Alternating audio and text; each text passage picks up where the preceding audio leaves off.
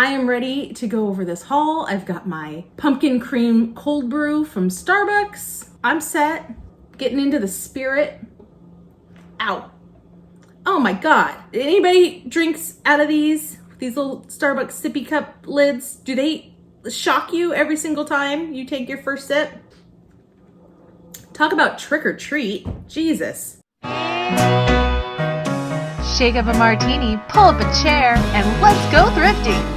This is Mid-Century Wasted.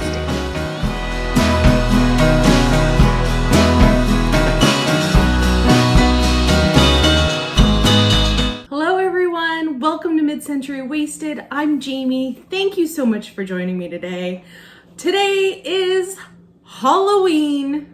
HAULoween. I'm joining Nicole at Nesting Haven and Erin at the Collection Vintage. They're hosting this HAULoween Thrifted Finds collaboration, and this is one of my favorite collaborations all year long. I love Halloween. I love finding Halloween items, especially for cheap. That's the best part. And so I'm going to show you everything that I've accumulated over the last few weeks and months and year, really. And it's all Halloween related. And there is a suggested time limit to this video, so I'm going to try to blast through this as fast as I can. You know, if you are a subscriber to my channel, sometimes I have a hard time keeping things short. So this collaboration is super fun every year. I'm going to link Nicole and Erin's YouTube channels down below. Please go check them out.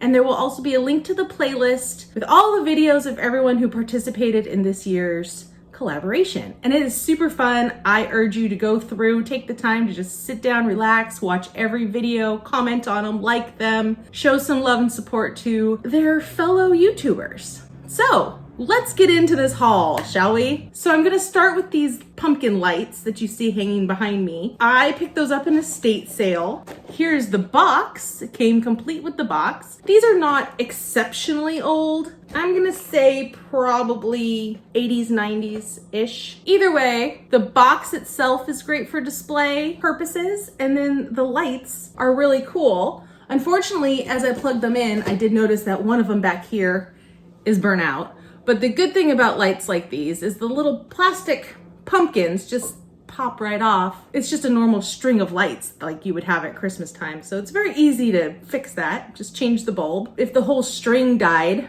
you could just pop the pumpkins off and put it on a completely different string. So yeah, those pumpkin lights are super cool. I really like those. I like decorating with lights and different vintagey things, and those have like the vintage blow mold kind of look to them. As do these. These are just your typical jack-o'-lantern trick-or-treat buckets. These ones are not particularly old. Again, I'm thinking 80s, 90s era. One of them has a CVS sticker on the bottom, so that one could even be more modern. I picked these up at an estate sale. It was in a big lot filled with Halloween stuff, which you will see a lot of the stuff I'm gonna show you came from that same estate sale. These, I just picked them up because yes, they're great for decor purposes, but I have two little boys, and if you have little kids, you know everything needs to be even at all times. So it's perfect because there's two of them and we're gonna use them. I don't know if trick-or-treating and Halloween is really happening this year because of everything, but even if it's not, my kids will like to play with these. You know, we'll do an Easter egg hunt style candy search inside the house or something instead. Next thing I would like to show you, let's see, we'll go to this guy right here. Now, if you already subscribed to my channel, which if you don't, I would love it if you did, but if you already subscribed to my channel, you may have seen I picked up an entire gigantic lot of these home painted ceramics that light up, and they were all Halloween themed. This one actually did not come from that lot. This came from the same estate sale as these pumpkins here, which was a completely different estate sale than the one where I picked up 10 billion of these. But you can see just how fun this one is with the ghosts and the pumpkins and the tombstone. Now this one, you know, it's got a couple dings and it's even a little scuffed up and dirty, but it's painted, so it's easy to touch that up. The other ones that I got in the video that I shared previously, those ones were in much better condition, but I think I can still clean this one up, and worst comes to worst, then it's just a keeper and I'll have it in my own display for Halloween. The next thing I'm gonna show you are these coffee mugs which again, if you've watched my channel, you've seen me fumble through how to say the name of this company, and you will see I've got these cat mugs. Now, I personally love cats. I have cats, and black cats are my theme for Halloween decorating. And I have a little display here, and I do black and orange, and cats and witches pretty much are the look that I go for. Now, this one is actually blue. It's a blue background, but still, with the moon and everything, I think it totally works for Halloween. So I am on the lookout for more, but I thought that these were good. They were close enough. And again, these were from an estate sale, which was a huge, gigantic lot of cat coffee mugs. Every kind you can imagine. It was a crazy cat lady house, and I got every single cat thing you could possibly dream of there. Next, again, from an estate sale, this is just a cute little shot glass or votive glass, and it's got the witch and the cauldron and the cat, and I just really liked it. It just totally works with my theme of witches and cats, and it kind of has more of a mid-century vibe to the graphics, which I really like. Here is, I believe, a reproduction of a very fun vintage paper mache bucket. Now, I am not an expert on stuff that is this old, if this were to be original, but I believe it's a reproduction for this reason only. There's tag residue on the bottom of it. So I'm assuming it's newer. I don't know who reproduced these. I don't know anything really about it, but I really love the graphics. It looks like the old one, and for my own display purposes, I don't really care if it's a reproduction. So, and it's a black cat, so it's perfect. I had to pick that up. I think it's just gonna look really neat with the rest of my stuff. Now, this was interesting. I've never come across one of these before. It's an empty box, which is like, what? Okay. But it's a Mars candy box. And it has Halloween graphics down the middle. And if you see this picture right there with the woman and the kids, it is obviously 50s or 60s. I mean, look at those graphics, are amazing. That's incredible. That's exactly the kind of stuff that I love going for. It says tricks or treats on the side. These were Mars Forever Yours candy bars, which I can't say that I really have any idea what those are. Oh, and it says copyright 1958 down at the bottom. So yeah, I just thought that was really cool. I'll just put that up in my Halloween decor as well. I think I would actually put it like this way because of those cool Halloween graphics on there. Okay, this next thing, you're probably gonna think I'm a little weird, but I actually found this on eBay.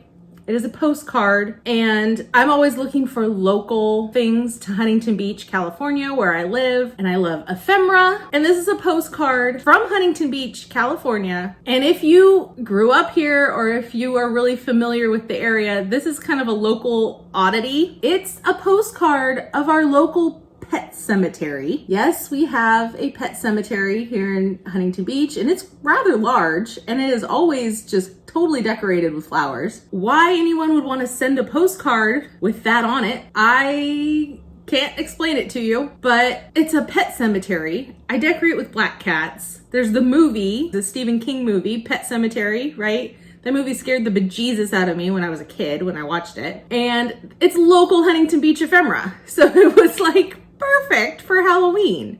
I'm literally going to just put this postcard up in my Halloween decorations, and it's probably something that I'm the only one who's even gonna get it and think that it's funny. There's a weird thing for you. Here's another weird thing. It's a little bit of a stretch as far as considering this Halloween decor, but I have this very old motel key, and it's from Glenwood Manor Motor Hotel in Kansas, Overland Park, Kansas. Probably like 60s, 70s, I would guess. But because the key is so tarnished and black, and the way that this is like Gothic letters on the little key fob here, I don't know, I just thought that you could somehow incorporate this into a little Halloween vignette or display. It's like a Bates Motel, haunted motel, you know? No? This one's a stretch, I know that. Next, I have one I'm wearing here right now, and two more cute little Halloween cat pins. Now, this is something that I've recently started getting into, brooches and pins and jewelry, and just the shapes and the lines of these cats. I thought that they were really cool, and they came in a big lot of jewelry. I was super pleased, super excited when I found those. Next, I have a bunch of very old vintage magazines with Halloween themes. This one's Jack and Jill, October 1965. These are just loaded with graphics, fun little Halloween activities for kids, and I use these for display. Here's Jack and Jill, October 1956. There's a little astronaut and a witch on the cover, and they all have stories and puzzles and cutouts and just really cute things. Here's October 1953 Children's Activities magazine. They're bobbing for apples on the cover. And I like using these for display. And also, I do like even scanning pages out of these. They're coloring pages and activity pages inside. And I scan them and print them out and give them to my own kids, because you just can't find coloring pages and things that look like this anymore.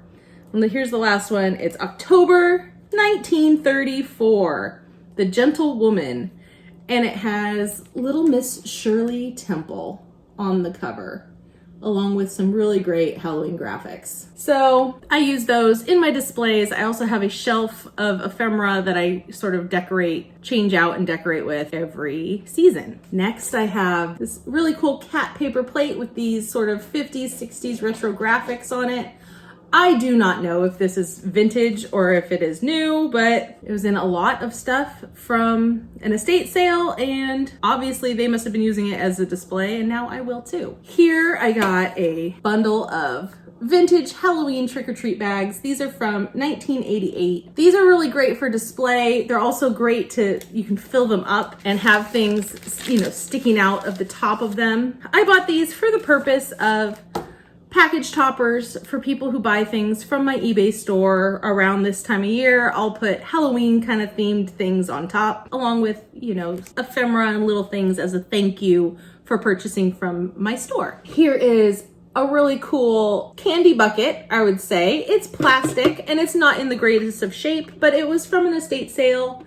And I just thought that the graphics inside were really, really cool. It's probably more modern, but I thought that the graphics had a mid-century kind of look to them. So I really like that one a lot. All right, now we are almost at the end of this video. I'm gonna show you the final things that I got. These are the more expensive things that I paid up for. It wouldn't be a collaboration video if I didn't show you some Pyrex. Now, the name of this pattern just completely evaporated from my gray matter, so I will just insert it across the screen. But this is probably the only actual Halloween pattern. Last year I showed you the barbed wire pattern, which totally works for Halloween, and I don't really know what else you would want it for because it's black barbed wire. But this one is a cauldron. Now, maybe it's not. There's a lot of 70s graphics on here. I don't know if they were actually thinking witch's cauldron when they made this,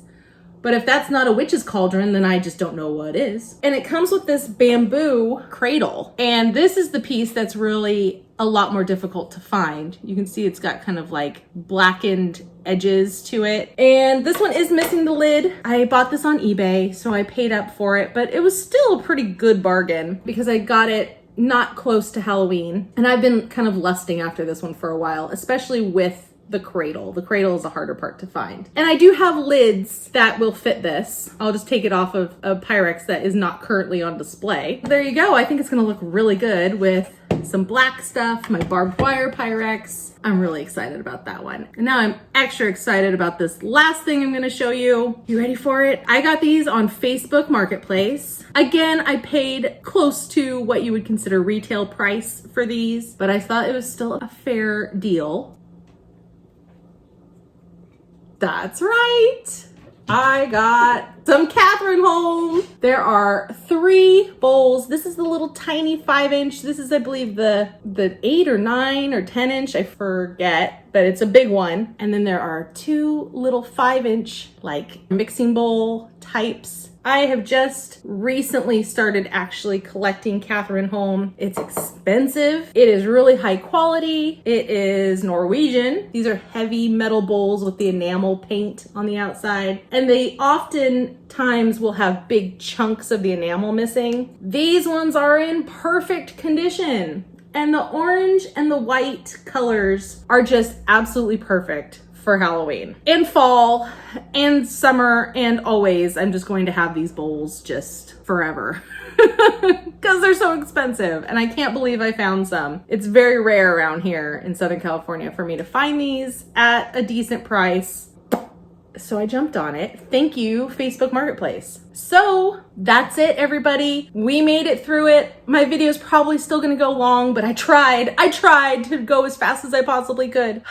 Happy Halloween, everyone. Here's to pumpkin spice everything. Have a great day. Please enjoy the rest of the playlist. And thank you so much to Nicole and Aaron for hosting this again. Again, this is one of my favorite collaborations, and I am really looking forward to watching everyone else's videos now. So please subscribe to my channel if you have not already done so. Like this video, leave me a comment, let me know what you liked out of this haul, and I'll see you in the next one. Bye, guys.